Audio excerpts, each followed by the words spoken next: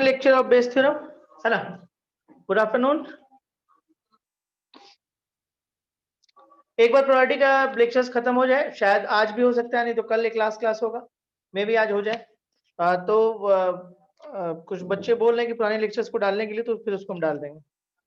ठीक है, आप आइए क्वेश्चन नंबर, आप 7th में आइए। 7 नंबर असाइनमेंट खोलिए आप लोग। ठीक है, बात करना स्टार्ट करते हैं। ठीक है, देखिए 7 नंबर क्वेश्चंस को थोड़ा हम पढ़ते हैं। उम्मीद करते हैं आपके सामने होगा। ठीक है, a doctor is to visit a patient. ठीक है, doctor is to visit a patient.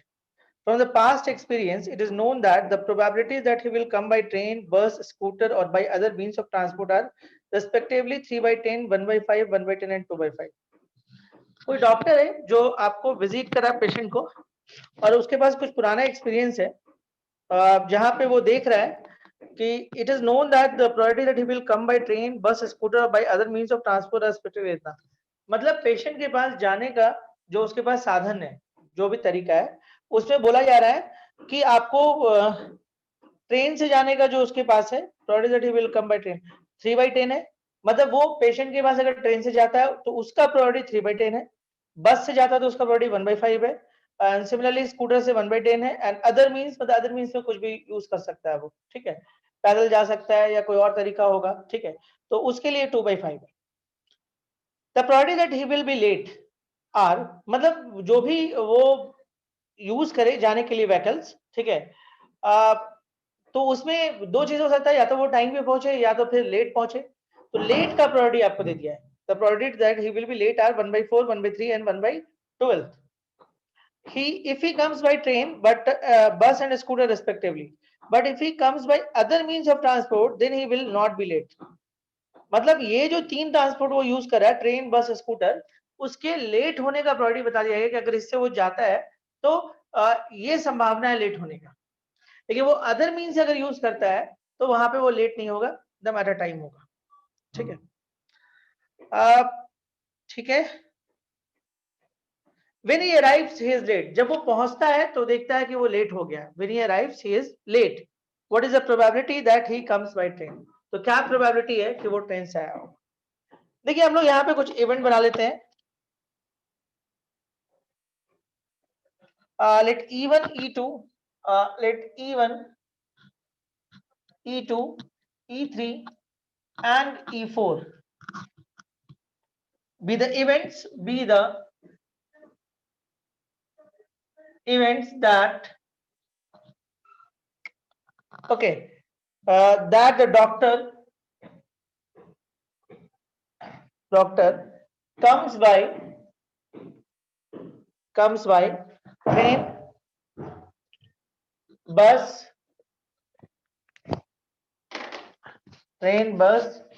okay, scooter and other means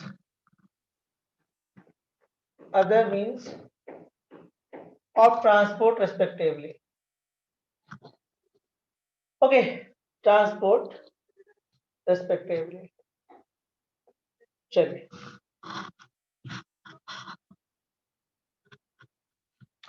और एक हम लोग ई लेते हैं, E with the event, okay, that the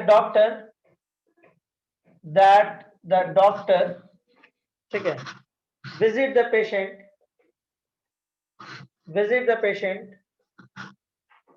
is late. चलिए, देखिए E1, E2, E3 and E4 जो है इवेंट है, यहाँ पे हम काम स्टार्ट करते हैं। डॉक्टर कम्स बाय ट्रेन, देखिए ट्रेन से जाने का उसका क्या प्रोबेबिलिटी है, तो E1 का प्रोबेबिलिटी क्या है ट्रेन से जाने का, देखिए इसका प्रोबेबिलिटी है 3/10। फिर आपको आ जाओ यहाँ पे, बाकी से बस से जाने का 1/5, स्कूटर से जाने का प्रोबेबिलिटी इसके पास जो है वो है 1/10, एंड अदर मींस से वो जाएगा तो उसका प्रोबेबिलिटी आपके पास है 1/2/5। चलिए, अच्छा अब ये बोला कि the probability that he will be late, मतलब वो लेट है ना। तो प्रोबेबिलिटी ऑफ देखिए ई लेट है with respect to even, late है विथ रिस्पेक्ट टू ट्रेन, तो कितना दिया आपको 1/4।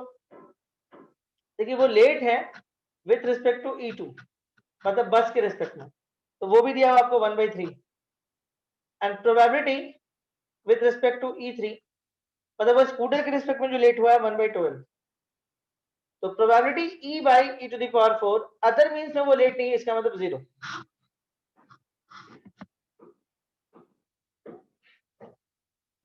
Okay, but if he comes by other means of transport then he will not be late when he arrives he is late। जब वो पहुंचता है तो देखता है कि वो लेट है, मतलब गिवन क्या है, late. What is the probability that he comes by train, तो आपको ये बताना है, निकल जाना चाहिए, कोई दिक्कत तो है। इसका रिजल्ट क्या होगा, this equal to probability of E1 into probability of E by E1 और नीचे में आएगा लेट आने का प्रोबेबिलिटी। लेट होने का क्या प्रोबेबिलिटी होता है, लेट होने का ट्रेन से भी हो सकता है, बस से भी हो सकता है, स्कूटर से भी हो सकता है, अदर मीन से हो सकता है। अदर मीन से 0 है तो 0 हो जाएगा, ठीक है। तो लेट आने का प्रोबेबिलिटी ये होगा। तो इसका मतलब ये हुआ कि अगर वो ट्रेन चुनता है तो लेट आने का उसके रिस्पेक्ट में, अगर वो बस चुनता है तो लेट आने का उसके रिस्पेक्ट में, अगर वो स्कूटर चुनता है तो लेट आने का उसके रिस्पेक्ट में, अगर वो अदर मीन्स चुनता है तो लेट आने का उसके रिस्पेक्ट में। क्वेश्चन तो आप अपने तरीके से पढ़ लीजिए। Right answer 1/2 is correct, 1/2 is correct answer.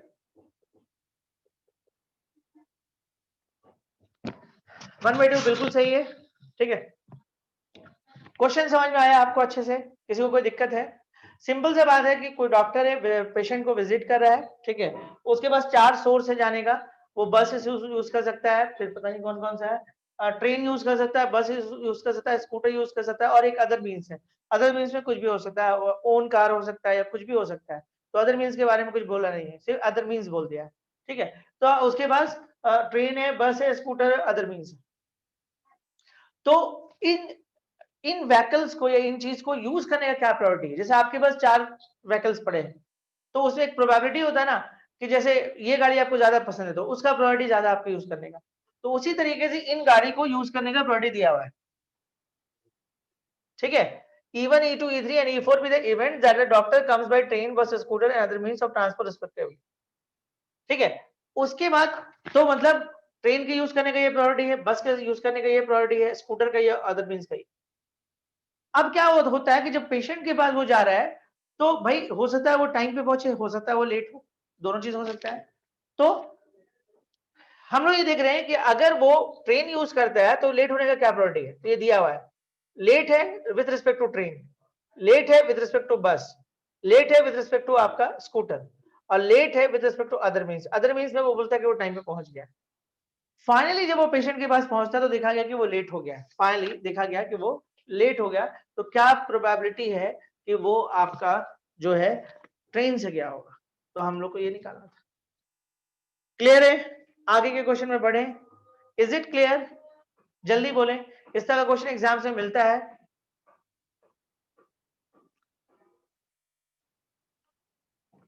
ठीक है, बढ़ा जाए।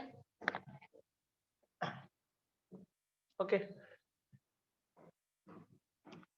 देखिए ये सब क्वेश्चन बनाने में मजा तब आता है ना जब आपके पास उस तरह का बोर्ड हो कि आप स्क्रीन पे डायरेक्ट क्वेश्चन आ जाए, तो थोड़ा मजा आता है।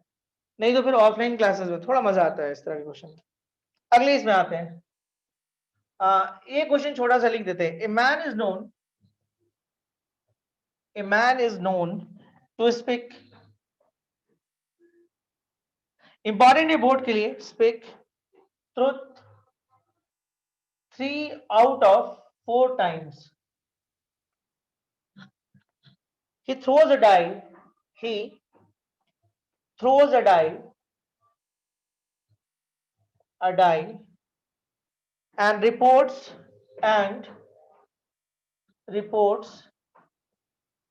that it is a 6. It is a 6. find the probability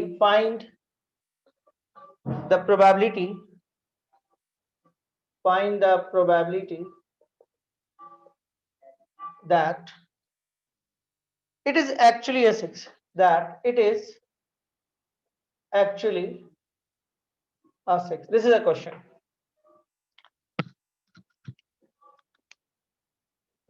question को आराम से पढ़िए. Man is known to speak truth 3 out of 4 times.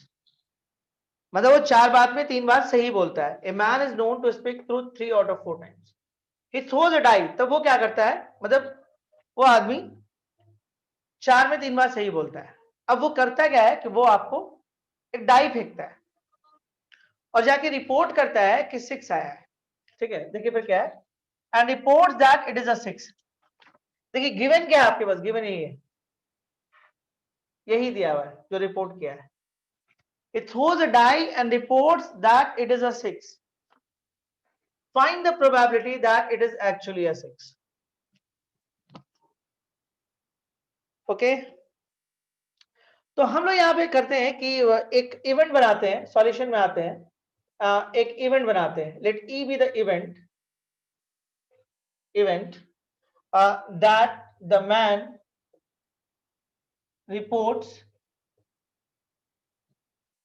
that the man reports okay, that 6 occurs.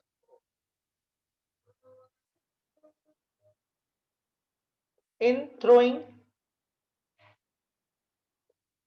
of the die. एक इवेंट मानते हैं that the man reports that 6. ई हम एक event माने ई इवेंट मान लिया हम लोग कि वो रिपोर्ट किया 6. अब हम लोग इवन मानते हैं 6 आने के चांस को, 6 occurs, और E2 मानते हैं 6 does not occur. अब खुद सोचिए 6 आने का क्या चांस होगा. देखिए तो 6 आने का चांस डाई में 1/6 होगा और 6 नहीं आने का चांस 5/6 होगा. निकालना क्या, पहले उस पर बात करते हैं. Find the probability that it is actually a 6. Find the probability that it is actually a 6. देखिए आपको ये निकालना है, find the probability that it is actually a 6, यानी इवन, जबकि आपको रिपोर्ट क्या है, report that it is a 6. ये निकालना है. तो इसका क्या मतलब हुआ, इसका मतलब हुआ probability of even into probability of E bye even, और नीचे में प्रोबेबिलिटी ऑफ ई. सिंपल. अच्छा मैन, ये आपका क्या है, ये रिपोर्टिंग है. मैन रिपोर्ट किया, रिपोर्ट तो दो ही तरह से कर सकता है, या तो वो सही रिपोर्ट किया होगा या तो वो गलत रिपोर्ट किया होगा. ठीक है, तो इसका मतलब है कि वो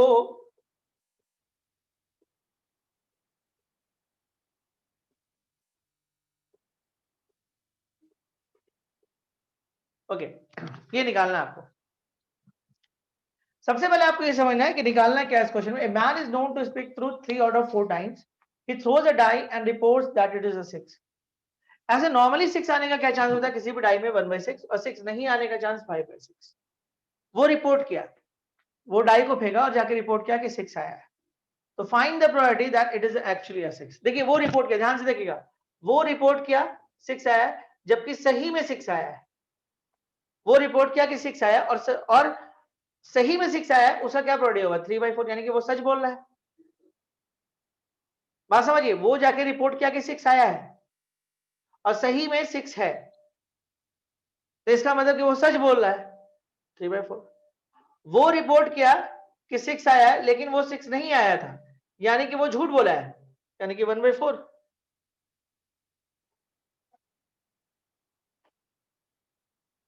ठीक है, तो अब रिजल्ट्स को आप खाली पुट कर लो. Probability E1 1/6, E by E1 3/4, 1/6 into 3/4, probability of E2 5/6, E by E2 1/4. बस इसको थोड़ा सा आप सॉल्व कर लीजिए. राइट आंसर है 3/8. इंपॉर्टेंट है बोर्ड एग्जाम्स के लिए क्वेश्चन.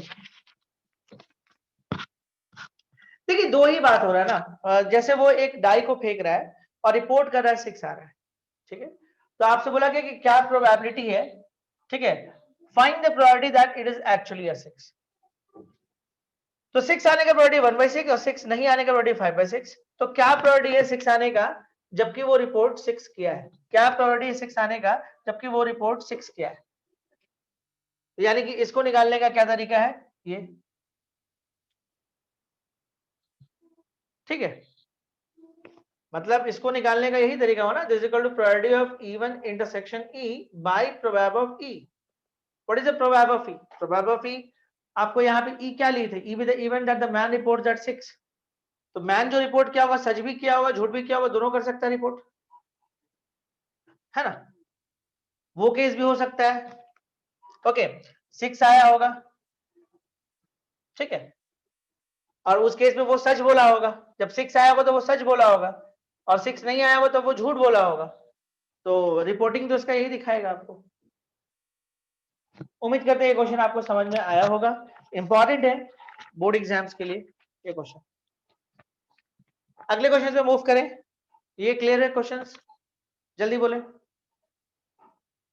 क्वेश्चन को आप साथ साथ पढ़िए, जरूरी है क्वेश्चन को आप भी साथ साथ पढ़िए, ठीक है।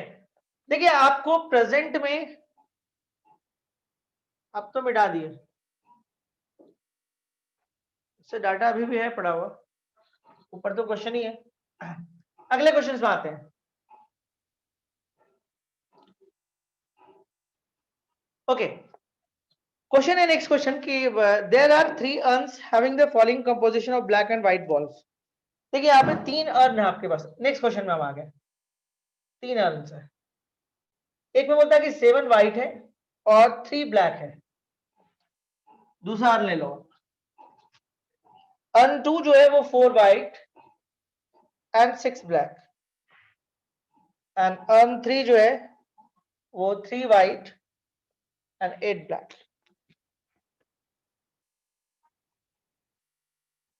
Okay, there are 3 urns having the following composition of black and white balls. This is the urn 1, this is the urn 2 and this is the urn 3. देखिए one of these urns is chosen at random with probability 0.2, 0.6 and 0.2 respectively. अच्छा, मान लीजिए 3 earn है और इन 3 earn में से आपको किसी अर्न को चुनना है, तो उसका प्रोबेबिलिटी ऑलरेडी दे दिया है, ठीक है। तो हम लोग थोड़ा सा एक लाइन लिख लेते हैं कि late E1, E2, E3 be the events of choosing urn 1, 2 and urn 3 respectively.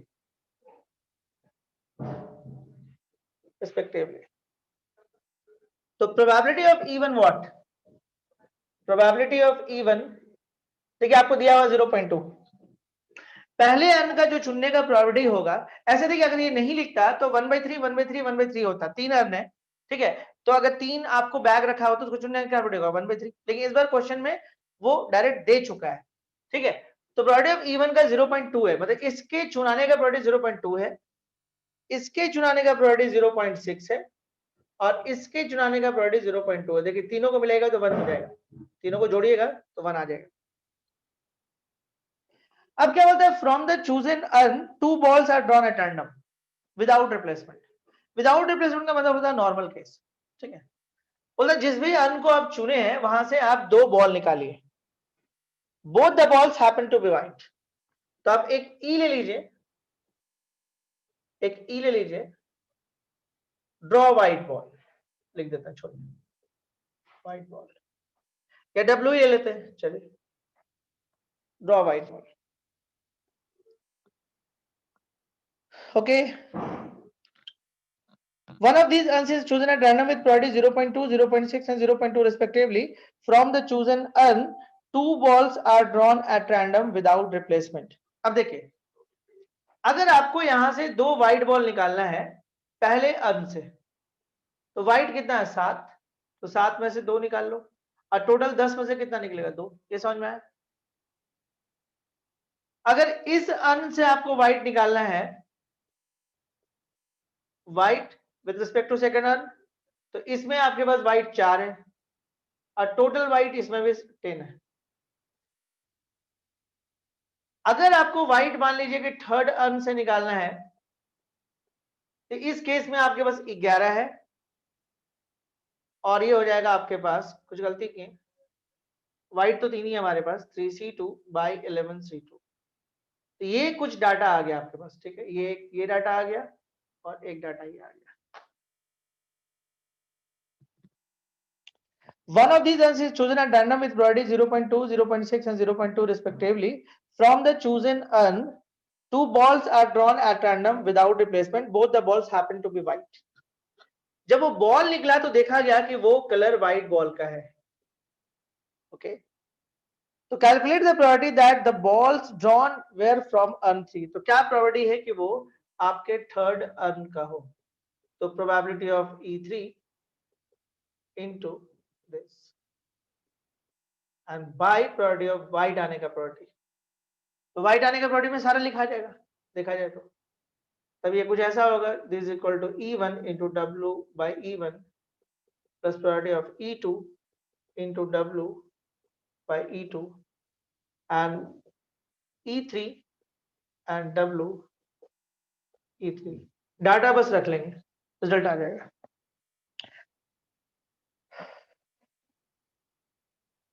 Okay, doubt है किसी को कहीं पर भी इस क्वेश्चन को लेके? कम से कम एक बार ओके कर दिया करिए कि हाँ डाउट नहीं है। सिंपल से है, 3 बैग है, 3 बैग के चुनने का प्रोबेबिलिटी आपको इस बार रेडीमेड दे दिया है, ठीक है, इस बार 3 बैग के चुनने का प्रोबेबिलिटी ऑलरेडी रेडीमेड दिया है, आपको निकालने का जरूरत नहीं रहा। उसके बाद क्या बोला कि अब जो भी अर्न आप चुनते हैं, हाँ बोल दे रहे हैं सब से, देखो 3 अर्न यहाँ पे था, उसमें कुछ कुछ बॉल पड़े हुए थे, तो आपको देखिए आप किसी से भी अर्न निकालिएगा, सब किसी से भी बॉल निकालिएगा तो पहले तो बैग को चुनना पड़ेगा ना। तो ऐसे तो नॉर्मली 1/3 होना चाहिए था, लेकिन क्वेश्चन खुद दे दिया, आपको 1/3 लिखने की जरूरत नहीं था। क्वेश्चन क्या बोला कि इस बैग का चुनने का प्रोबेबिलिटी ये होगा, इस बैग का ये चुनने का प्रोबेबिलिटी होगा, इस बैग का ये चुनने का प्रोबेबिलिटी होगा। हो गया। अब जो भी बैग आप चुनते हैं वहां से व्हाइट निकालिए।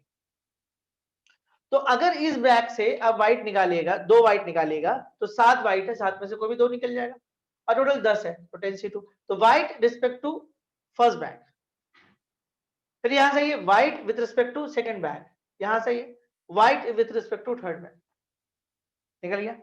अब क्वेश्चन क्या बोला, एंड ऑफ द डे हम जब बॉल निकाले तो देखे हाथ में कि व्हाइट बॉल आया, तो क्या प्रोबेबिलिटी है कि वो तीसरे बैग से निकला हुआ, मतलब रैंडमली 3 बॉल पड़ा हुआ है, हम आंख पे पट्टी बांध के बॉल निकाले, देखे तो व्हाइट निकल गया।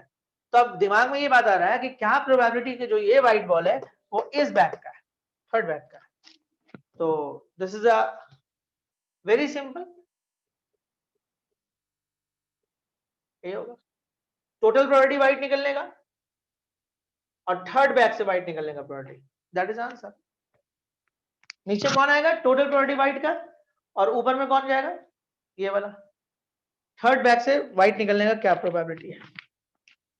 ऐसे मैक्सिमम क्वेश्चन इसमें सिमिलर्स होते हैं, ठीक है, बहुत फर्क नहीं होता है, बस कोई कोई 2-4 क्वेश्चंस में आपको थोड़ा सा दिमाग लगाना पड़ेगा, लेकिन काम वही है, काम में कोई चेंजेस नहीं। अगले क्वेश्चन में आते हैं, important for board exams, NCERT questions है ना, एनसीईआरटी का ये क्वेश्चन है, इंपॉर्टेंट है बोर्ड्स के लिए।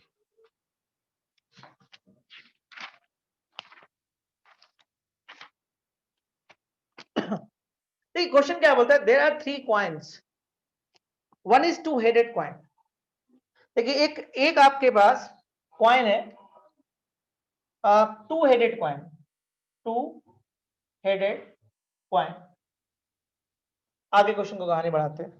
There are 3 coins, one is 2 headed coin, another is biased coin. एक है बायस्ड कॉइन। अच्छा कैसा बायस्ड है, another is a biased coin that comes up head 75% of the time and third is unbiased. और एक तीसरा कॉइन है unbiased coin, unbiased coin. देखिए 3 तरह का कॉइन है, एक ऐसा कॉइन है जिसमें दोनों तरफ हेड है, एक ऐसा है जो थोड़ा बायस्ड है, मतलब टेल है और हेड दोनों है लेकिन बायस्ड है, मतलब कुछ ऐसा है कि उसको जब आप फेंकेगा तो 75% चांस है कि हेड ही आएगा, और तीसरा जो है वो नॉर्मल आपका है, कोई दिक्कत नहीं है उसमें। ठीक है, and third is an unbiased coin. One of the three coins is chosen at random and tossed. ठीक है, one of the three coins is chosen at random and tossed. आप किसी भी कॉइन को चुनिए और फिर टॉस करिए. ठीक है, तो कॉइन के चुनने का प्रोबेबिलिटी क्या होगा? भाई मेरे पास तीन कॉइन है, हम किसी को भी चुन सकते हैं, तो आपको कॉइन को चुनने का प्रोबेबिलिटी तो यही आएगा.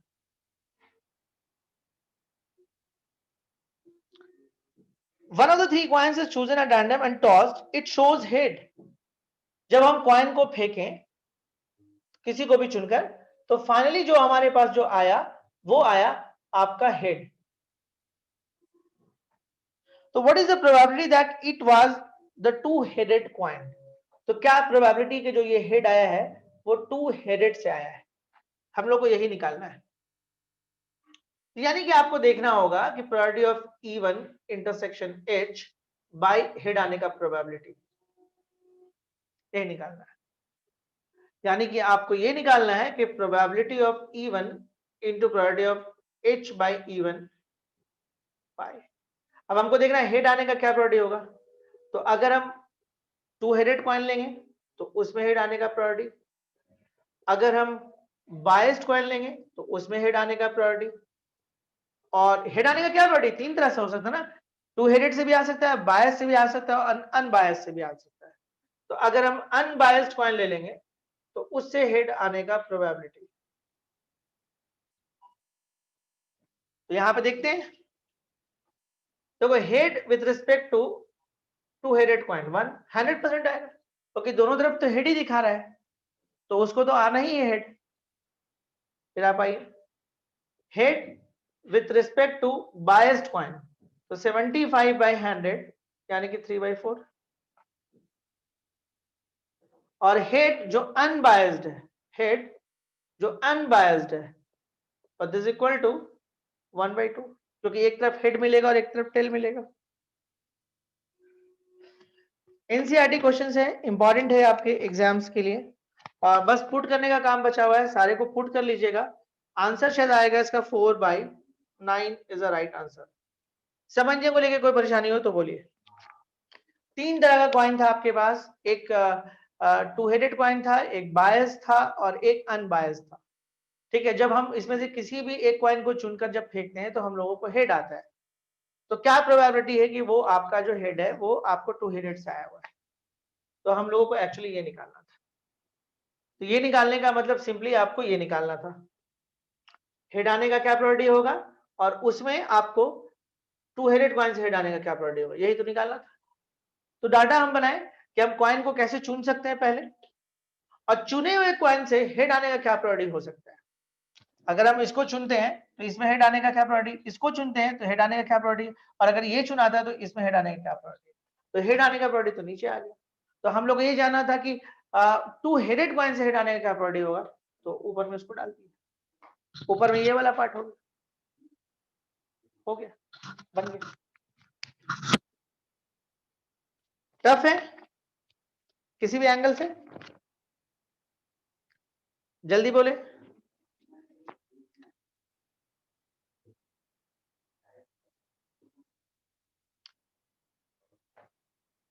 ओके, धीरे धीरे हो जाएगा. आप बस क्वेश्चंस को बनाते रहिए, वो पकड़ा जाएगा, कोई दिक्कत नहीं है. शुरू में थोड़ा सा कुछ बच्चों को लगेगा, लेकिन वैसा टफ नहीं है. क्या भावेश, बायस्ड का क्या मतलब हुआ, नहीं समझ में आया हमको ये बात. 75/100, अरे 75% बोला ना, 75% बोला, 75% बोला है, 75% बायस्ड है, तो 75/100 होगा यानी कि 3/4. बायस्ड क्या है? बायस्ड का मतलब जैसे आप क्लासरूम में जब टीचर्स पढ़ाते हैं तो कुछ बच्चों के प्रति उनका अट्रैक्शन ज्यादा रहता है. वैसे बच्चे वो होते हैं जो पढ़ने में काफी अच्छे होते हैं. ठीक है, और जो थोड़ा सा कमजोर होते हैं, तो आप देखिए हर स्कूल्स में होता है इस तरह का. जो थोड़ा अच्छे बच्चे होते हैं वो उनकी तरफ टीचर थोड़ा सा ज्यादा अट्रैक्ट रहते हैं, उनका काम वाम को देखते हैं ये वो. और जो थोड़ा सा कमजोर होते हैं तो वो थोड़ा सा पीछे पीछे बैठ जाते हैं आराम से. तो वो जो टीचर वहां पे जो काम कर रहे हैं ना, उसको बोलते हैं बायस्ड. मतलब कुछ स्टूडेंट के प्रति ज्यादा ध्यान देना, और अनबायस्ड टीचर का मतलब क्या है कि सारा बच्चा आपके लिए इक्वल है, ठीक है। तो एक ऐसा सिक्का नहीं होता, कभी कभी जैसे देखिएगा कि कोई डाई बहुत घिस जाता है, ठीक है, और एक खास नंबर बार बार आने लगता है, जैसे आप 10 बार फेंको तो 6-7 बार वही आएगा, तो इसका मतलब कि वो डाई अब फेयर डाई नहीं रहा, अनबायस्ड डाई नहीं रहा, वो बायस्ड हो गया। अच्छा, अब पता नहीं हम बायस्ड है या अनबायस्ड है, वो आप देख लो, ठीक है। तो खैर होता है। चलिए बढ़ते हैं आगे, है ना। अगले इसमें आते हैं, एक बच्चा पूछा, मतलब वही बोला कि आप अनबायस्ड हैं, तो अब कह नहीं सकते, ठीक है। चलिए आगे बढ़ते हैं। आप नेक्स्ट क्वेश्चन में आते हैं हम लोग, क्वेश्चन नंबर 11 पे आते हैं, देखते हैं उस क्वेश्चन में क्या है।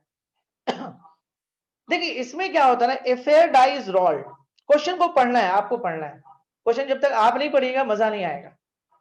ए फेयर डाई इज रोल्ड, एक डाई है जिसको हम रोल कर रहे हैं। If one turns up, a ball is picked up at random from bag A. अच्छा, if 2 or 3 turns up, a ball is picked up from bag B. If 4, 5 or 6 turns up, a ball is picked up from bag C. अच्छा, 3 bag है, पहले हम ये बनाते हैं। देखिए 3 bag है, 1, 2 और 3 बैग है। Bag A contains 3 red, 2 white. Okay, 3 red, 2 white. Bag B contains 3 red, okay, 4 white. And bag C contains 4 red and 5 white. ठीक है। A fair die is rolled. एक फेयर डाई को हम रोल करते हैं। If one turns up, a ball picked up. देखिए हम यहाँ पे 3 इवेंट लेते हैं, इवन एक इवेंट लेते हैं जिसमें हम लोग event that bag A picked, मतलब इसमें हम इस बैग को पिक करेंगे, this a bag A, this a bag B and this a bag C. E2 एक ऐसा इवेंट है that bag B picked, and E3 एक ऐसा इवेंट है दैट बैग सी पिक्ड। कहानी को समझते हैं। A fair die is rolled, देखिए इस बार भी 3 बैग था, तो बैग को पिक करने का प्रायोरिटी 1/3 हो जाना चाहिए था। 3 बैग था तो 3 बैग में से आप कोई भी बैग चुन लो, तो 1/3 होना चाहिए था, लेकिन इस बार 1/3 नहीं होगा। क्वेश्चन इसके लिए कोई और इंतजाम रखा है, ठीक है। जनरली 1/3 होना चाहिए था, लेकिन इस बार क्वेश्चन कुछ और इंतजाम रखा है, मतलब बैग के चुनने का प्रायोरिटी डाई पे डिपेंड हो गया, बैग के चुनने का प्रायोरिटी डाई पे हो गया। तो हम ये सोचते हैं कि पहला बैग कैसे चुनाएगा, वो सोचिए। Event that bag A picked, पहला बैग कैसे चुनाएगा? पहला बैग तब चुनाएगा जब डाई आपको क्या दे दे, डाई आपको दे दे 1, तो 1 आने का क्या चांस है? 1 आने का डाई में 1/6 चांस है। दूसरा बैग कैसे चुनाएगा? दूसरा बैग कैसे चुनाएगा? दूसरा बैग आप तब ले सकते हैं जब आपका डाई 2 और 3 दिखाए, जब डाई में 2 या डाई को हम फेंकें और 2 और 3 दिखने लगा, तो आप इस बैग को चुन सकते हैं, यानी कि 2/6। और तीसरा बैग आप कब चुनिएगा? जब if 4, 5 और 6 टर्म्स अप, if 4, 5 और 6 turns up, a ball is picked up from back C. तीसरा आप तब चुनिएगा जब आपके पास 4, 5 और 6 डाई दिखा दे। देखिए जब टोटल जोड़िएगा तीनों का तो बनाना चाहिए, जोड़ दीजिए, देखिए बनाएगा, ऊपर में 6 आ जाएगा, नीचे में 6 है, 1 हो जाएगा। मतलब ये आपका क्या निकला, ये बैग के चुनने का प्रोबेबिलिटी हो गया। अब आप किसी भी बैग को चुन रहे हैं तो क्यों चुन रहे हैं, ये सोचिए। A fair die is rolled if one turns up, a ball is picked up random from bag A. अच्छा, जो भी बैग आप चुन रहे हैं उसमें से एक बॉल निकालिएगा, कोई भी बैग आप चुनिए उसमें से एक बॉल निकलेगा, ठीक है। A fair die is rolled if one turns up, a ball is picked up at random from bag A. 2 or 3 turns up, a ball is picked up from bag B. If 4, 5 or 6 turns up, a ball is picked up from bag C. Bag A contains 3 red and 2 white. Bag B contains 3 red and 4 white. And bag C contains 4 red and 5 white ball. The die is rolled. हमने die को roll किया। एक bag इस पे bag को चुना and a ball is drawn, एक ball निकाला। पहला क्वेश्चन बोलता है what are the chances of drawing a red ball, उसको हम बाद में कर लेंगे। If the ball drawn is red, ध्यान देगा, बॉल जो है आपका रेड आया है, the ball drawn is red, what are the chances that bag B was picked up, क्या चांस है कि वो ये होगा। यानी कि आपको निकालना है probability of E2 intersection R bye probability of R। देखिए रेड को तो हम यहीं से नीचे से निकाल लेंगे। अब देखिए कुछ डाटा और बनाते हैं। रेट निकलेगा विथ रिस्पेक्ट टू E1, यहां से रेट निकलने का क्या प्रोबेबिलिटी है 3/5, 3 में से कोई भी एक बॉल निकलेगा और इस बैग में तो 5 बॉल है तो 5 में से कोई एक निकला है। Rate with respect to E2 3/7, rate with respect to E3 4/9 हो गया। अब क्या निकालना था, एंड ऑफ द डे जब आप बॉल निकाले तो देख पाया गया कि वो बॉल रेड है, तो क्या प्रोबेबिलिटी है वो सेकंड बैग से आया हो।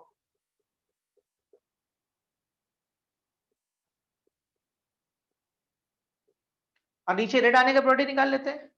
जब हम पहला बैग चुनेंगे तो वहां पे रेड उसके रिस्पेक्ट में निकालने का, जब हम दूसरा बैग चुनेंगे उसके रिस्पेक्ट में रेड निकलने का, और जब हम तीसरा बैग चुनेंगे तो उसके रिस्पेक्ट में रेड निकलने का क्या प्रोबेबिलिटी होगा। डाटा हमारे पास सारा है, बस पुट करने का काम बचा हुआ। इसमें दो क्वेश्चन था, what are the chances of drawing a red ball, तो यही चांस है रेड बॉल का, जो नीचे वाला आया वो रेड बॉल निकलने का चांस। रेड बॉल तो कहीं से भी निकल सकता है ना। अगला क्वेश्चन है if the ball drawn is red, अगर बॉल आपका रेड आया है तो क्या probability, what are the chances of the bag B was picked up. हो गया, क्लियर है। इसका राइट आंसर है, देखिएगा आंसर सही है या नहीं है, क्या 90/293। देखिए डाटा तो पूरा बना हुआ, डाटा में कोई दिक्कत नहीं, डाटा सारा तैयार है। समझ में आया। जो लोगों को थोड़ा बहुत बेस नहीं समझ में आ रहा था अब समझ में आने लगा बेस, कोई प्रॉब्लम बेस को लेकर।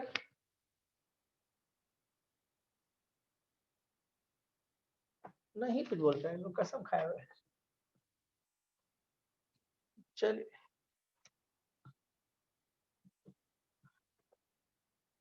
प्रॉब्लम है साहिल अभी भी।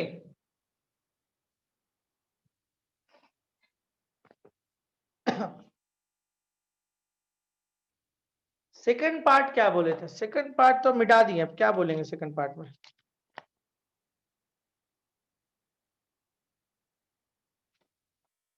बढ़ते हैं अगले क्वेश्चंस में।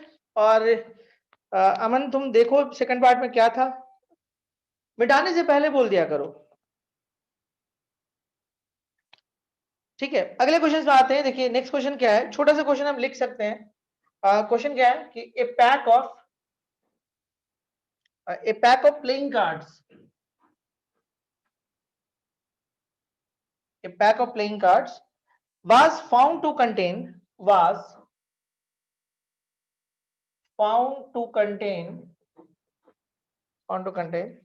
only 51 cards, only 51 cards। अच्छा ये जो कार्ड है आपके पास उसमें सिर्फ 51 कार्ड है, इसका मतलब कि एक कार्ड मिस कर गया है। क्वेश्चन को आगे बढ़ाएं। If the first 13 cards which are examined are all red,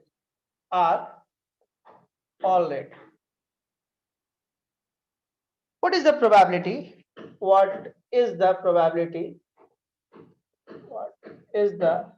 probability that missing card is black, that missing card is black। Question को आप पढ़ लो एक बार।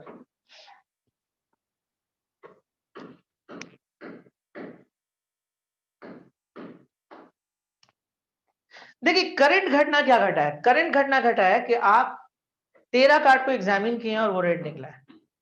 पास्ट में क्या घटना घटा था, ठीक है, पास्ट में घटा था कि कोई कार्ड भुला गया है, वो या तो ब्लैक कार्ड भुलाया होगा या तो रेड कार्ड भुलाया होगा, है ना। करंट में घटना है, जो प्रेजेंट में क्या है, प्रेजेंट में हो रहा है कि आपने 13 कार्ड को एग्जामिन किया। पास्ट में क्या है, पास्ट में जो कार्ड है एक मिसिंग है, ठीक है। तो हमारा जो इवेंट तैयार होगा इन्हीं तीन के ऊपर होगा कि हो सकता है कि वो मिसिंग कार्ड रेड हो सकता है कि वो मिसिंग कार्ड ब्लैक हो, और प्रेजेंट में जो घटना घट रहा है जो एग्जामिन कर रहे हैं वो ई हो, ठीक है। तो पहले हम इसके बारे में लिख दें तो आपको थोड़ा बहुत समझ में आया। और बात सॉल्यूशन में आते हैं, एक इवेंट ले लो E1, इसके बारे में लिखो event that missing card is black. देखिए छोटा जो होता है ना क्वेश्चन वो और खतरनाक टाइप का होता है, देखिए आप इसको थोड़ा तरीके से समझिएगा तो कोई दिक्कत नहीं होगा। देखिए जब प्रेजेंट पकड़ना है और पास्ट में क्या घटा है बस उसको पकड़ना है, बेस में यही काम ही होता है। Event that missing card is red, और अभी प्रेजेंट में क्या किए आप, प्रेजेंट में आप किए कि event that first 13 card are red.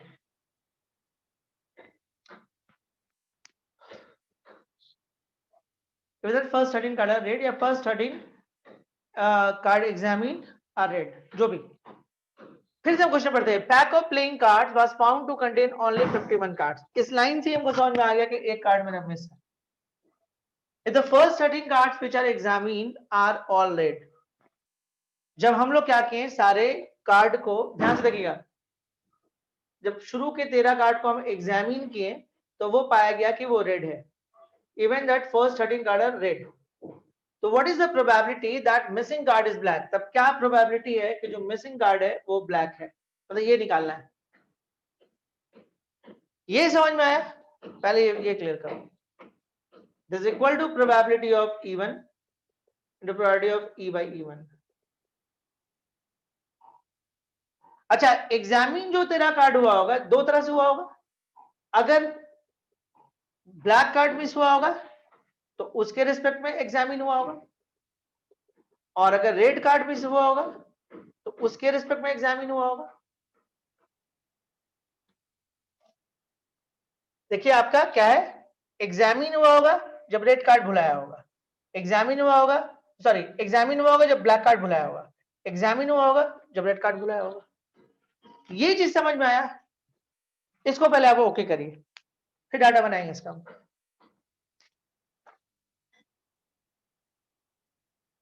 और कुछ लोग बोल रहे हैं कि नहीं नहीं समझ में आया, कुछ लोग बोल रहे समझ में आया, हम फिर से समझा दे रहे इस क्वेश्चन को। हाँ बता रहे कोई खास दिक्कत वाला क्वेश्चन नहीं है, ऐसा आप अब तक आपको समझ में आ गया होगा, छोटा ब्रैकेट बड़ा धमाका है सब, है ना, छोटा छोटा क्वेश्चन ज्यादा धमाका करता है, क्वेश्चन में कोई दिक्कत नहीं है। क्वेश्चन क्या है, सबसे पहले देखिए जब मिसिंग कार्ड आता है ना तो आपके दिमाग में ये आना चाहिए कि क्या मिस कर गया, मतलब कहानी मिसिंग कार्ड पे टिका हुआ है। तो जब आप कार्ड जब लिए थे ना तो उसमें 51 कार्ड था, तो 100% कोई कार्ड मिस हुआ होगा, 100% आपका कोई ना कोई कार्ड तो मिस कर गया, चाहे वो रेड मिस कर गया हो चाहे वो ब्लैक मिस कर गया हो, कोई एक कार्ड तो मिस किया हुआ है। तो आपसे अच्छा रेड और ब्लैक ही क्यों कर रहे हैं, क्योंकि यहाँ पे कलर का खेल खेल रहा है ये लोग, कि जब हम शुरू में एग्जामिन किए तो 13 कार्ड रेड निकल गया, तो यानी कि ये कलर पे बात कर रहा है, तो हमको भी कलर पे ही रख के बात करना होगा। तो यानी कि देखिए क्या क्वेश्चन क्या बोलता है कि a pack of playing cards was found to contain only 51 cards if the first 13 cards which are examined are all red। अब सबसे पहले ये समझो कि हम प्रेजेंट में क्या काम हुआ, प्रेजेंट में यही काम हुआ कि हम 13 कार्ड को जब एग्जामिन किए तो वो सारा का सारा रेड पाया गया। तो प्रेजेंट में हम लोग क्या किया, गिवन क्या है आपके पास 13 रेड कार्ड आपका एग्जामिन किया हुआ वो दिया हुआ है, तो क्या प्रोबेबिलिटी है कि मिसिंग कार्ड ब्लैक होगा, क्या प्रोबेबिलिटी कि मिसिंग कार्ड आपका ब्लैक होगा, मतलब ये गिवन है आपके पास एग्जामिन 13 कार्ड, तो क्या प्रोबेबिलिटी है कि आपका वो ब्लैक कार्ड मिस किया होगा। तो आप कैसे निकालेगा, इसको लिखने का तरीका तो आपको पता ही है, तो लिखने का तरीका तो आप ऐसे लिखते हैं प्रोबेबिलिटी ऑफ इवन, ऐसे को जस्ट रिवर्स करके लिखते हैं और नीचे में फिर टोटल लिखा जाता है। पहले धीरे धीरे हम लोग समझते हैं डाटा को, पहले डाटा को क्लियर करते हैं, डाटा क्लियर होगा तो और क्लियर होगा। प्रोबेबिलिटी ऑफ इवन क्या होगा, पहले ये देखते हैं हम लोग। इवन क्या है, देखिए यहीं पे बच्चे इस तरह के क्वेश्चन में गलती करते हैं, क्वेश्चन समझ जाते हैं, डाटा में गलती करते हैं। प्रोबेबिलिटी ऑफ इवन क्या है, इवन एक पास्ट में कोई घटना घटा हुआ है, ध्यान दीजिएगा, इवन जो है पास्ट में कोई घटना घटा हुआ है, मतलब एक कार्ड मिस कर गया है, तो कार्ड जो मिस किया होगा वो 52 के पैक से मिस किया होगा, 52 पत्ता में से मिस किया होगा। तो 52 पत्ता में से ब्लैक के मिस करने का क्या, तो ब्लैक कितना होता है 26, और 26 में कौन सा ब्लैक मिस किया होगा, कोई भी मिस कर सकता है। तो यानी कि probability of even is equal to 26/52 यानी कि 1/2। और what is the probability of E2, red के मिस करने का क्या प्रोबेबिलिटी होगा, तो मिस जो क्या होगा 52 से क्या होगा, तो कोई भी रेड मिस कर रहा होगा, तो प्रोबेबिलिटी ऑफ E2 जो हो जाएगा वो 26/52 यानी कि अगेन 1/2। अब समझते हैं हम लोग E/E1 क्या होगा। हम एग्जामिन किए जबकि हमको पता है कि मेरा ब्लैक मिस किया हुआ है, बात समझिएगा, हम एग्जामिन किए, देखिए एग्जामिन किस पर हो रहा है, 51 कार्ड पर हो रहा है। एग्जामिन जो आप कर रहे हो कार्ड को, आपको नोन है पहले से कि 51 ही कार्ड आपके हाथ में, ये नोन बात है।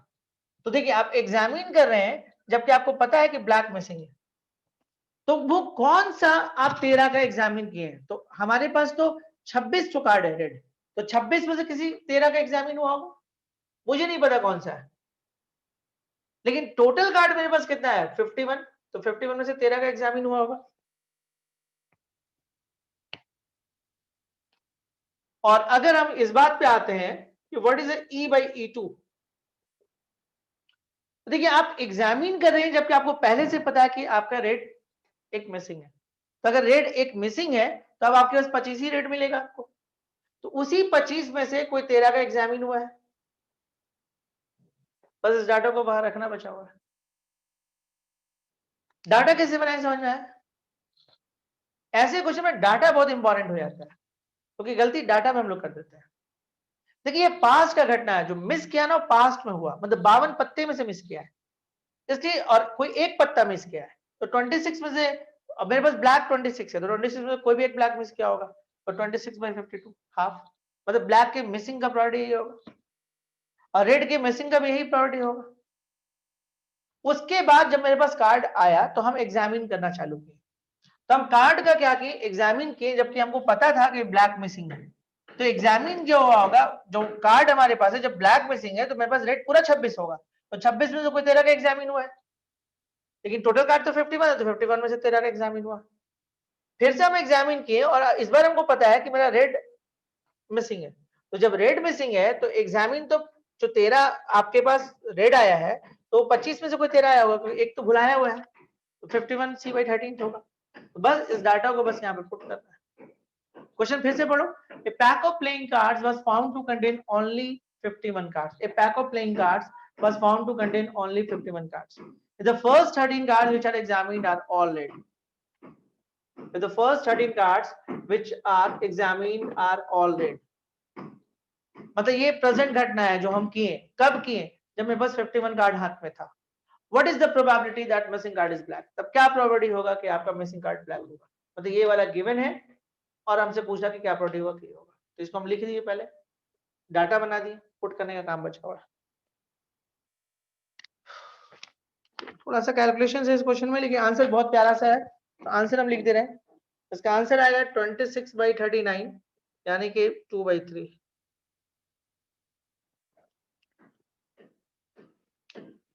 क्लियर हुआ ये क्वेश्चंस, जल्दी बोलिए, मिटाएंगे अब, हाँ ना जल्दी बोलिए।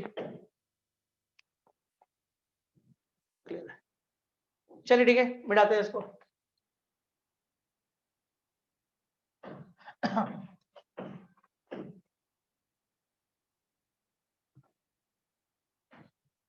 ओके, नेक्स्ट क्वेश्चन में आते हैं। अगला क्वेश्चन है 13 आइएगा, पढ़िए। हाँ, क्वेश्चन बोलता है कि देयर आर 3 बैग्स, ठीक है, देयर आर 3 बैग्स, हम बना देते हैं। 3 बैग आपके पास, 1 2 3, there are 3 bags, each containing 5 white balls and 3 black balls. 5 white and 3 black balls. 5 white and 3 black.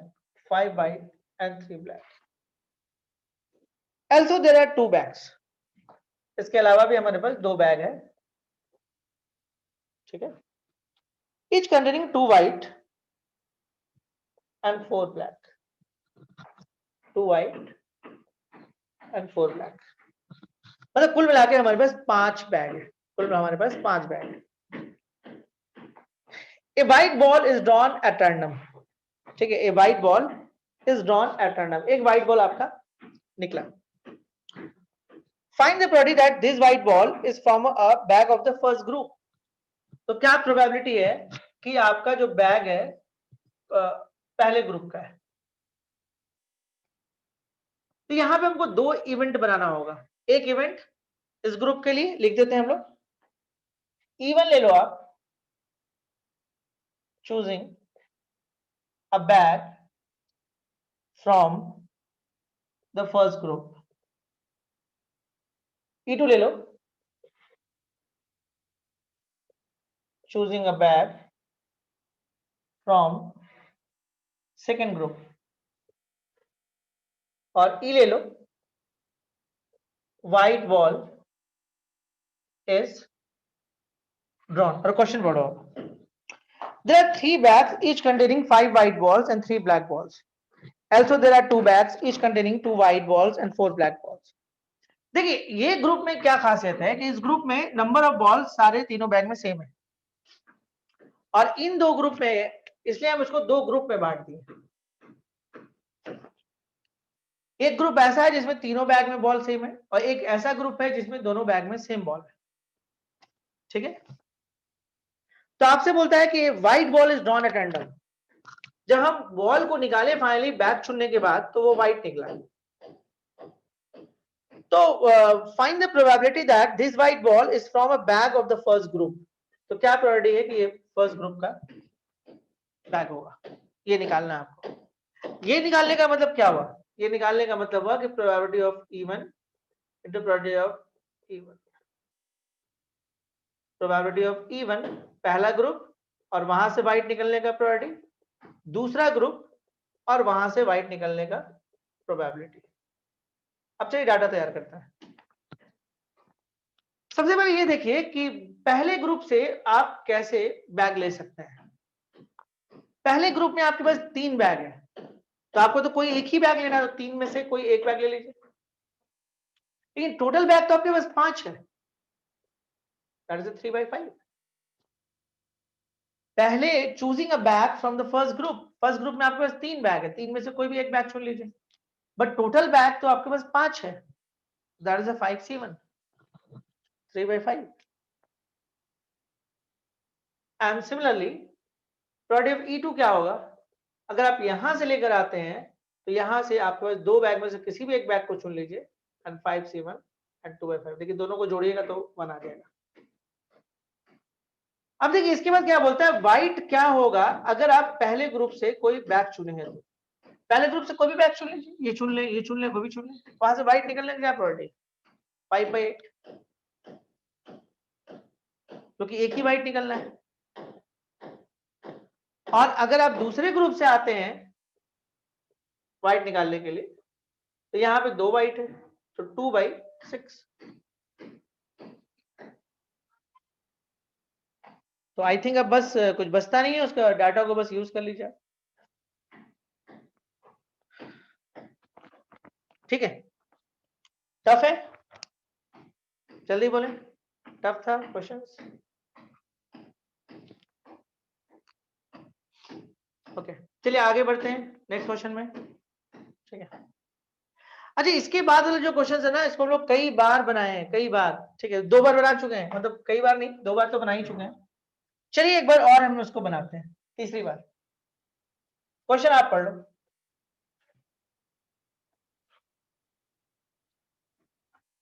Question number 14 है, देखते क्या है.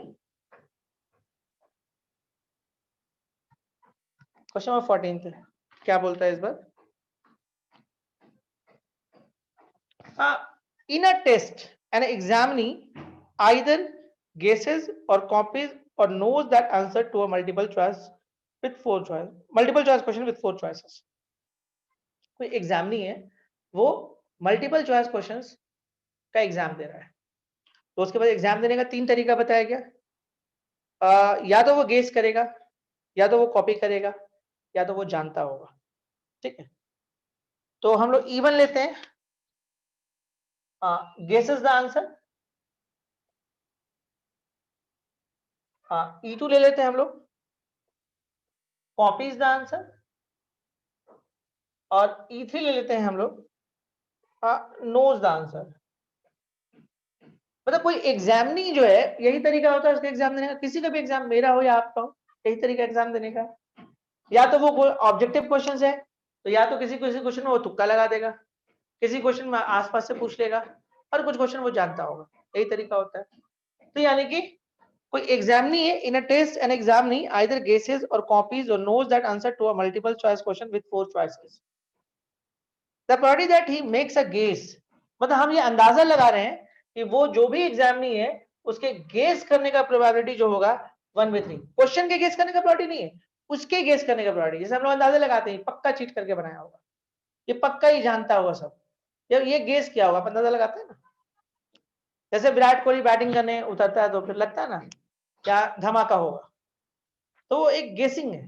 ठीक है, अब कोई और ऐसा प्लेयर जो मतलब 7-8 मैच में 1-2 मैच अच्छा खेलता है, बाकी 6-7 मैच में मतलब आप उस पर ज्यादा भरोसा नहीं करते हैं, तो उनका प्रायोरिटी ऑब्वियसली कम हो जाएगा। तो वही चीज है कि आप किसी भी स्टूडेंट के हिसाब से अपना प्रायोरिटी बता सकते हैं कि मतलब ये किस तरह से एग्जाम दिया होगा, एक अंदाजा लगा सकते हैं। तो ये जो भी है बंदा, ठीक है, इसके गेस करने का प्रायोरिटी 1/3 दे रहा है। The probability that he makes a guess is 1/3 and the probability that he copies to answer is 1/6, और उसके कॉपी करने का प्रायोरिटी 1/6 होगा। तो जानने का प्रायोरिटी क्या हो सकता है इसका? जानने का प्रायोरिटी होगा दिस इक्वल टू, ध्यान दीजिएगा, 1 minus priority of E1 minus priority of E2, यानी कि 1 माइनस 1/3 माइनस 1/6 यानी कि 1/2। तो प्रायोरिटी ऑफ E3 जो आपके पास आएगा वो 1/2 होगा। तीनों मिलके 1 होना जरूरी है। मतलब उस एग्जामिनी के क्वेश्चन बनाने का जो मतलब ये है, अगर वो गेस के जरिए क्वेश्चन बनाया होगा तो 1/3, अगर वो कॉपी किया होगा तो उसका प्रायोरिटी 1/6 होगा, अगर वो जानता होगा तो हाफ। ऐसे नहीं बोलते हैं 50% चांस ही है कि वो जानता होगा क्वेश्चन, बोलते हैं ना। क्वेश्चन को आगे बढ़ाते हैं। The probability that his answer is correct, the probability that his answer is correct given that he copied it, मतलब उसका आंसर जो है ना वो सही होगा अगर वो कॉपी किया होगा। कॉपी कौन है? E2। उसका आंसर सी कर लेते हैं, उसका आंसर करेक्ट हुआ होगा। सी फॉर कॉपी भी है ना, अच्छा E2 तो लिखे हैं। देखिए उसका आंसर करेक्ट हुआ होगा अगर वो कॉपी किया होगा, तो उसका संभावना 1/8 है। कॉपी करने के जरिए अगर उसका आंसर सही होगा तो वो उसका प्रायोरिटी 1/8 है। ठीक है, अगर वो गेस किया होगा तो उसके जरिए, देखिए यहाँ पे डाटा नहीं दिया हुआ इसका, यहाँ पे आपको खुद दिमाग लगाना है, क्योंकि ऑब्जेक्टिव क्वेश्चन को आप गेस कैसे कर सकते हैं? 4 अगर ऑब्जेक्टिव है, मतलब सॉरी 4 ऑप्शन है, तो 1/4 ही होता है। गेस के जरिए अगर करेक्ट होगा तो वो 1/4 होगा, और अगर जानने के लिहाज से मतलब वो जानता है आंसर, तब तो 1 होगा, 100% सही होगा। तब तो करेक्ट होगा अगर वो जानता है तो 1 होगा। ये देखिए, ये आदमी का प्रोबेबिलिटी है, एग्जामिनी का प्रोबेबिलिटी है कि वो क्वेश्चन को इस तरीके से बनाया होगा, इसमें कोई एक तरीका यूज किया होगा, और ये क्वेश्चन को कैसे बनाया है उसका तरीका है। क्वेश्चन करेक्ट हुआ होगा अगर वो आपको कॉपी किया होगा, तो 1/8 उसका प्रोबेबिलिटी है। क्वेश्चन उसका सही हुआ होगा अगर वो गेस किया होगा, तो 1/4 है, और क्वेश्चन उसका सही हुआ होगा अगर वो जानता होगा। क्वेश्चन आगे पढ़ते हैं। The probability that his answer is correct given that copied it is 1/8. Find the probability that he knew the answer to the question given that he correctly answered it. तो आपसे बोलता है कि फाइनली जब examiners देखता है तो उसको आंसर सही दिखता है, करेक्ट दिखता है। तो क्या प्रोबेबिलिटी है कि वो जानता होगा, ये निकालना है। Find the probability that he knew the answer. Find the probability that he knew the answer to the question, given that he correctly answered it. Given that he correctly answered it. Then what? This is equal to probability of E3 into C by E3. और correct होने का संभावना बताइए आप। इसमें फिर वो पूरा लिखना पड़ेगा आपको। Probability of E1 correct with respect to E1, probability of E2 correct with respect to E2, probability of E3 correct with respect to E3, put कर लो। तो लास्ट आंसर से इसका आएगा 24/29 इज द राइट आंसर।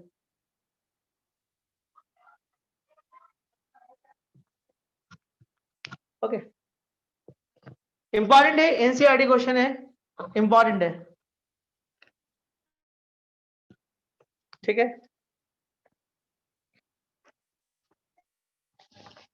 बढ़ा जाए आगे, next question में आए। क्लियर हो गया सारा कंसेप्ट? अभी तक कोई दिक्कत तो नहीं आ रहा होगा? चलिए, इसमें हम लोग दो क्वेश्चन और कर सकते हैं।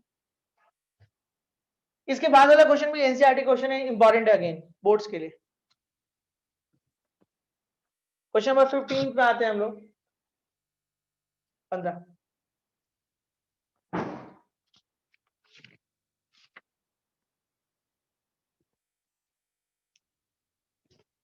देखिए क्या बोलता है। 15 नंबर क्वेश्चन में पढ़िएगा कि a card from a pack of 52 card is lost. मतलब 52 पत्ते के कार्ड में एक कार्ड लॉस हो गया, मतलब कहानी अब लॉस पे चलेगा। A card from a pack of 52 card is lost. From the remaining card of the pack, 2 cards are drawn and are found to be both spades. Current घटना क्या घटा कि जो 51 कार्ड है उसमें से हम 2 कार्ड निकालें और दोनों स्पेड दिख गया। करंट घटना यही है। पास्ट में क्या घटा हुआ है? पास्ट में घटा हुआ है कि जो कार्ड है वो 51 है, मतलब एक कार्ड वहां पे नुकसान हो चुका है हम लोग का। A card from a pack of 52 card is lost लिखा है, ठीक है। From the remaining card of the pack, 2 cards are drawn and found to be both spades. Find the probability of the missing card to be a spade card. ये थोड़ी देर पहले किए थे इस तरह का क्वेश्चन, ठीक है। मतलब सिंपल से बात है कि हम लोग को इवेंट बनाना होगा। देखिए इसको दो तरह से आप बना सकते हैं। एक बना सकते हैं आप कि इसको स्पेड और नॉन स्पेड कर दीजिए, स्पेड और नॉन स्पेड कर दीजिए, एक तरीका ये है। और एक है कि स्पेड, डायमंड, क्लब और हार्ट टाइप कर लीजिए। मतलब ये रेड एंड ब्लैक में नहीं बांटा है इस बार जो कर रहा है वो आपको सूट पे काम कर रहा है। तो अब या तो स्पेड और नॉन स्पेड पे करके बना लीजिए क्वेश्चन, तब भी वही आंसर आएगा, या तो फिर बाकी सूट्स को भी आप कवर करिए। तो चलिए हम बाकी सूट्स को कवर करते हैं इसमें, है ना। तो हम लोग यहाँ पे देखिए आप ऐसे कर सकते हैं, एक इवन ले लीजिए कि द मिसिंग कार्ड तो कुछ भी हो सकता है। The missing card is spade, E2 ले लीजिए। The missing card is club, E3 ले लीजिए। The missing card is heart and E4 ले लीजिए। And missing card is diamond.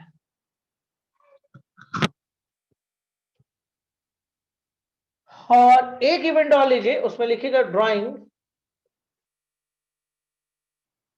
2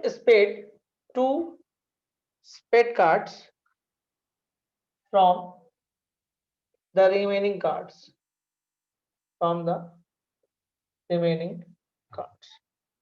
drawing 2 spade cards from the remaining cards, drawing 2 spade cards from the remaining cards। निकालना क्या, पहले उस data को देखा जाए, है ना। अच्छा ये सोचिए कि प्रोबेबिलिटी ऑफ इवन क्या होगा आपके हिसाब से, वो सोचिए। तो क्या लिखे हम लोग? मिसिंग कार्ड स्पेड होना चाहिए। तो भाई जो कार्ड मिस क्या होगा वो 52 मिस क्या होगा, जो 52 पत्ती आपका है उसी में से मिस क्या होगा। तो स्पेड कितना होता है 13, तो 13 में से कोई एक कार्ड मिस कर गया होगा, तो दैट इज 1/4।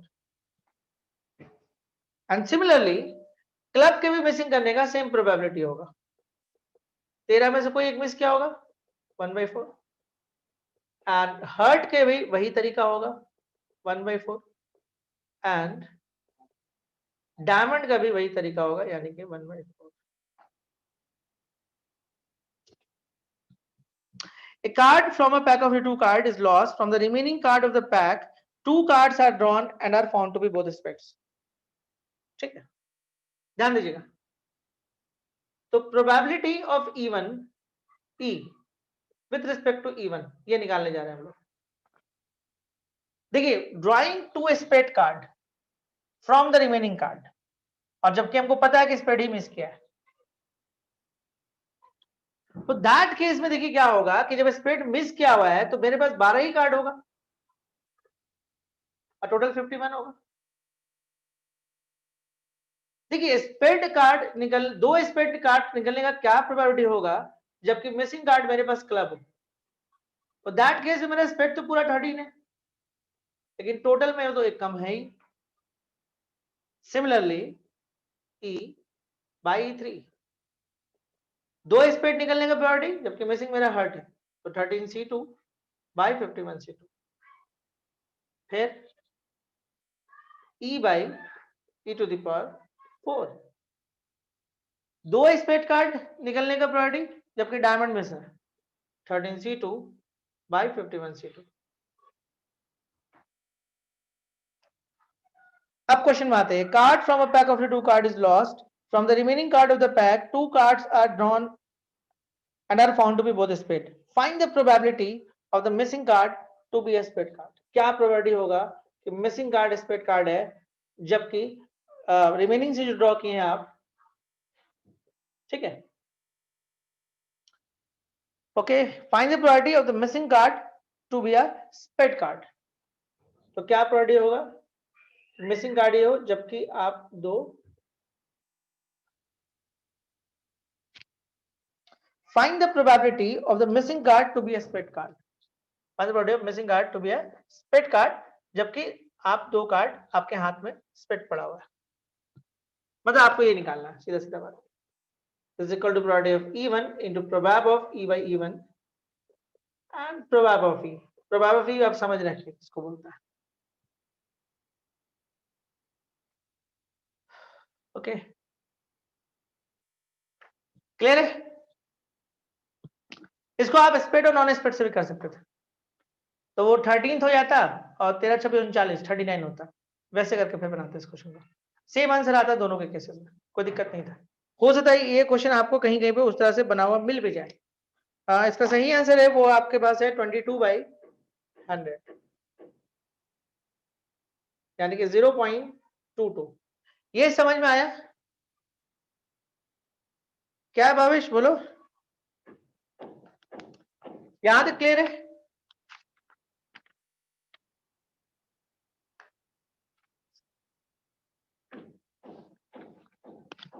चलिए,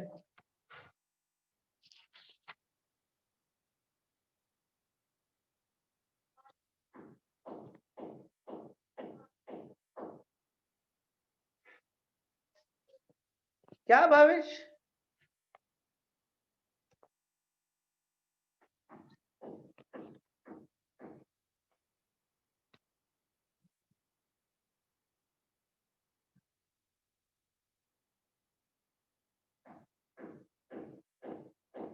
कब बात है.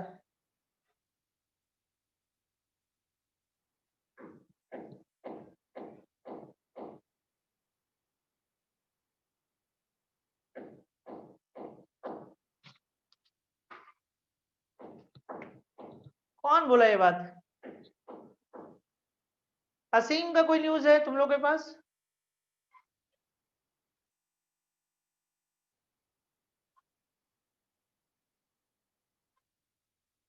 क्या न्यूज है, शेयर.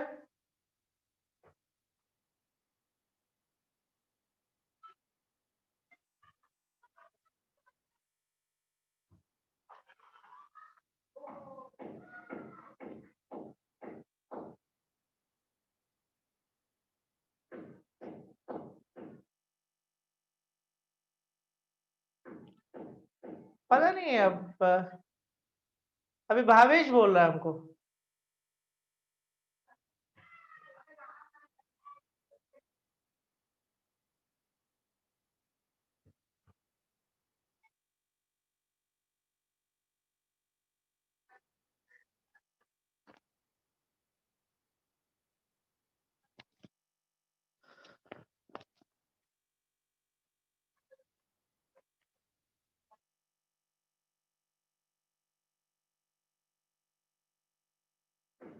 एक दो क्वेश्चन से आप लोग कर लीजिएगा, है ना। ऐसे तो कंसेप्ट आ ही गया,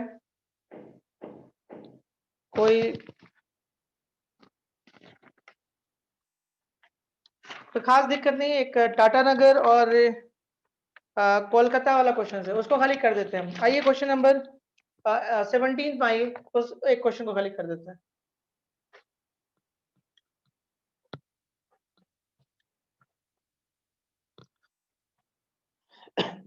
नेक्स्ट जो चैप्टर्स हम लोग पढ़ेंगे वो डिटरमिनेंट स्टार्ट करेंगे, डिटरमिनेंट एंड मैट्रिसेस। ठीक है, कल पढ़ाएं या परसों पढ़ाएं?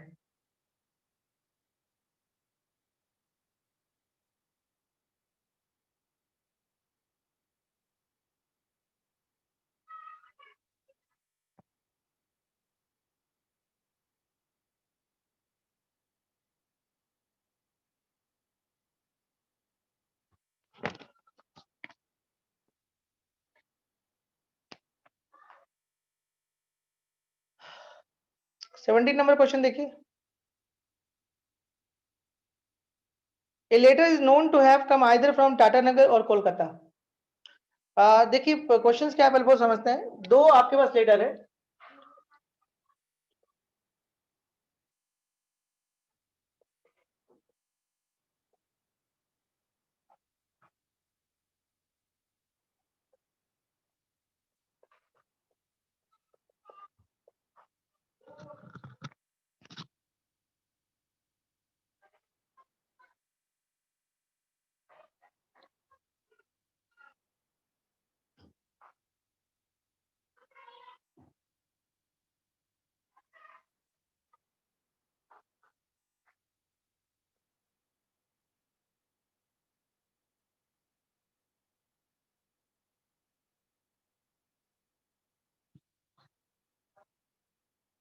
असीम का तो मैसेज है आज क्लास किया है, इसका मतलब।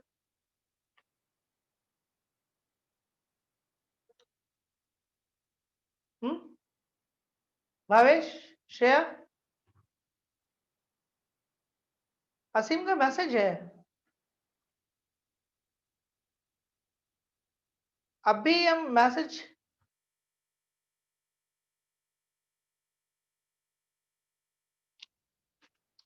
दो बच्चा लोग बोल रहा है कि वो सुसाइड कर लिया है।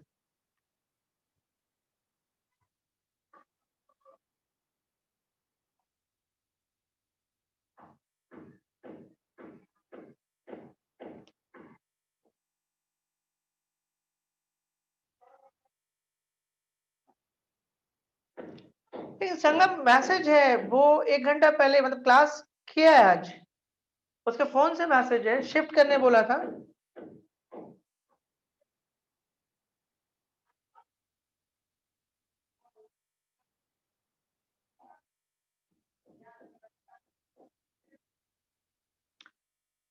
साक्षी बोली कि अभी वो लिफ्ट किया है क्लास।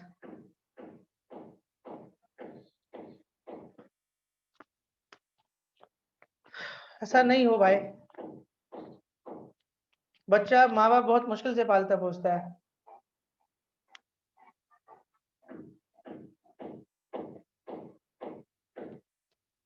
कोई भी अगर करता है तो बहुत गलत है, बहुत मुश्किल से माँ बाप बच्चा को पालता है।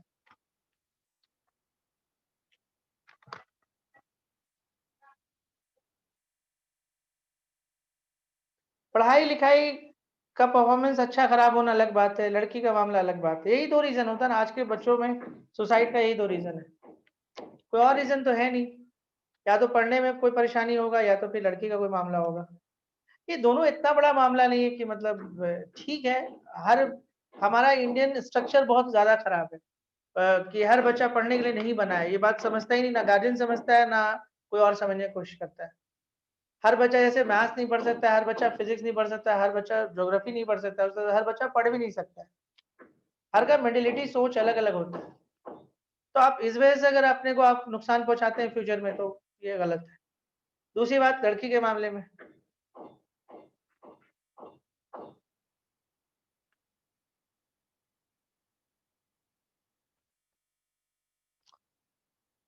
क्या बोले अब हम।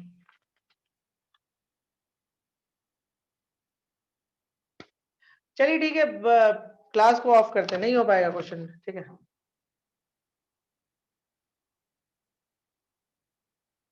ठीक है, कोई कर लीजिए 2-3 क्वेश्चन, ऐसा कुछ है नहीं। चलिए एक लास्ट क्वेश्चन करके नहीं मत जाइए, एक लास्ट क्वेश्चन करके कर लेते हैं। ठीक है, क्वेश्चन आ सकता है, चांसेस है इसके आने का, जल्दी से इसको करके खत्म करते हैं। A letter is known to have come either from Tata Nagar or Kolkata. On the envelope, just two consecutive letters TA are visible. What is the probability that the letter has come from Kolkata and Tata Nagar? Simple question है। देखिए आप कभी कभी देखते होंगे कि जो letter होता है, देखिएगा उसमें एड्रेस लिखा रहता है, तो उस एड्रेस में क्या है ना, मान लीजिए सिर्फ TA दिख रहा है, बाकी कुछ दिख ही नहीं रहा है, ऐसे कुछ, बाकी पूरा बॉक्स है और सिर्फ TA दिख रहा है उसमें। कभी देखते हैं वो जो एड्रेस वाला पार्ट है ना, एड्रेस वाला पार्ट में सिर्फ इतना ही दिख रहा है, तो इससे हम अंदाजा नहीं लगा पा रहे कि वो टाटा नगर है या कोलकाता है।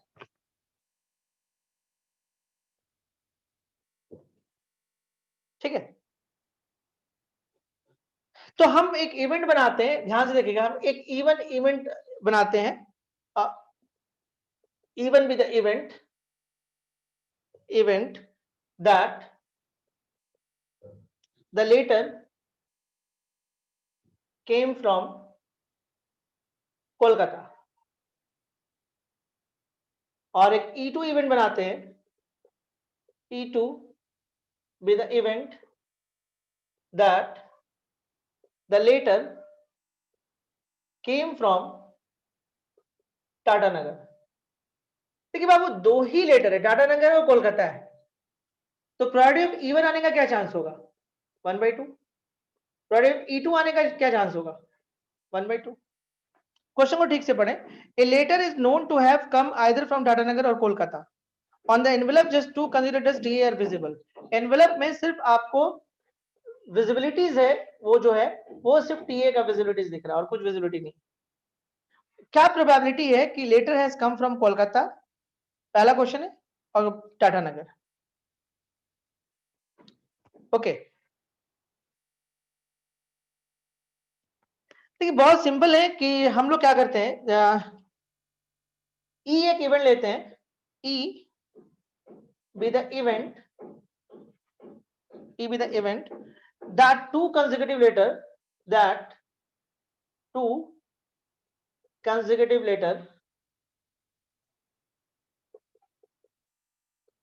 visible on the envelope। तो ध्यान दीजिएगा, probability of E by E1 क्या होगा आपके हिसाब से?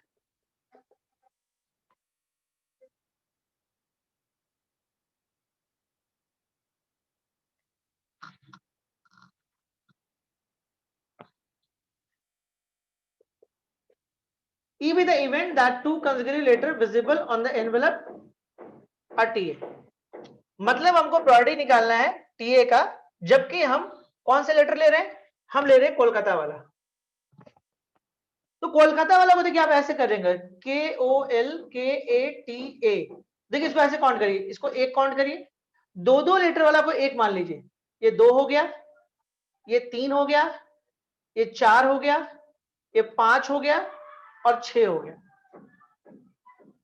तो यहां से टीए आने का क्या चांस होगा? 1/6।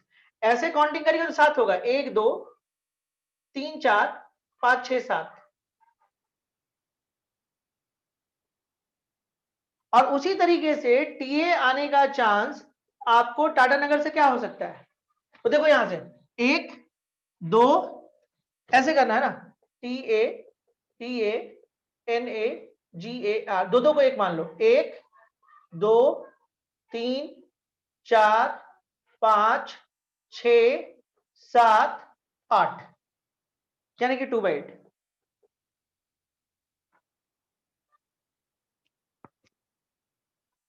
तो क्या प्रोबेबिलिटी है कि जो लेटर है वो आपका कोलकाता से आया हो, जबकि टीए विजिबल है?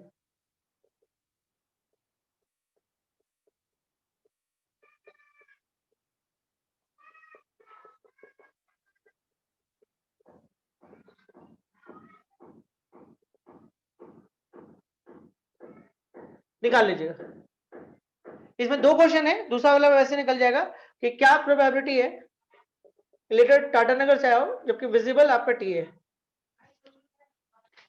इजी है थोड़ा सा, आप इस बार मतलब लेटर ना दो दो वाले को एक मान लीजिएगा, उससे क्वेश्चन आसानी से बन जाएगा। थोड़ा सा इसको अपने तरीके से देखिएगा। एक रफ सॉल्यूशन हम आपको दे चुके हैं, E1 क्या है, E2 क्या है, E क्या है बता दिए हैं, ठीक है। E1 E2 मतलब आपको 2 लेटर में से कोई एक लेटर चुनना था तो हाफ हाफ होता। अब आपको यहाँ से ये देखना था कि भाई E be the event that two consecutive letters visible on envelope TA। देखिए TA visibility with respect to Kolkata 1/6 होगा, TA visibility with respect to Tatanagar 2/8 होगा। तो क्या प्रोबेबिलिटी होगा, ठीक है, तो हम लोग ये निकालना था क्या प्रोबेबिलिटी होगा कि वो लेटर हमारा कोलकाता से आया हुआ है जबकि टीए विजिबल है, तो ये निकल जाएगा। तो थोड़ा सा सोचिएगा, यहीं तक हम लोग क्लास को रखते हैं और काइंडली किसी के पास भी अगर कोई न्यूज आता है तो थोड़ा सा कंफर्म करिएगा, ठीक है। Okay, thank you.